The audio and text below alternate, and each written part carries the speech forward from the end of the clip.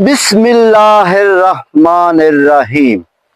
सब तो पहले तो मैं और आवाम शाबाश देंदी है थाना चनाब नगर दे विच तैनात SHO सैफुल्ला चद्दड़ और उन्हां दी पूरी टीम नू, जिन्हां के गरीबां नू लुट्टण वाले आ जिहड़े रिटेलर हजरात नू उन्हां दे खिलाफ हंगामी बुनियादां ते क्रैकडाउन किया। तहसील लालियां चनियोट ते तहसील बुआणा दे विच ते उन्हां नू मुन के रख दिता।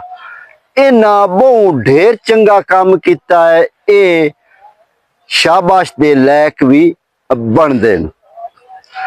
इसे बारे साडे डिस्ट्रिक्ट पुलिस अफिसर चनियोट ने एक बड़ी वड्डी प्रेस कॉन्फ्रेंस भी की।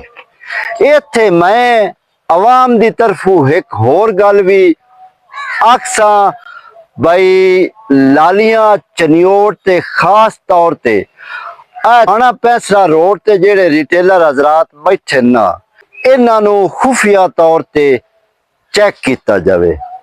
इन्हां दा की हिसाब की किताब है। जिन्हां कोल साइकिल भी ना आना, ओ हुण कारां स्कूटर, ये पैसा उन्हां दे कोल किदों आ गया है।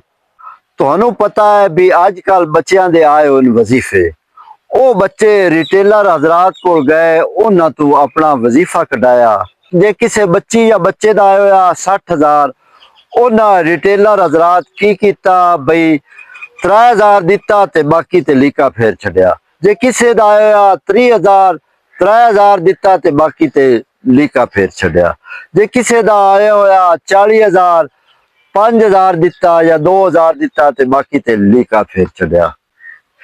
इस दी इतला SHO थाना चनाब नगर नू मिली ते उन्हां अपनी टीम दे नाल एक बड़ा वड्डा क्रैकडाउन किया, जिहदे विच तहसील बुआणा भी आ जाती है, तहसील लालियां भी ते चनियोट भी। उहदे विच हंगामी बुनियादां ते इन्हां ऑपरेशन किते ते तकरीबन मुबैना तौर ते आंदे 43 लाख रुपया रिकवर कर लिया। जेड़े मुलजमान हैं उन्हां दा नाम भी शो किया जावे, उन्हां दे चेहरे भी सामने लियाए जावें।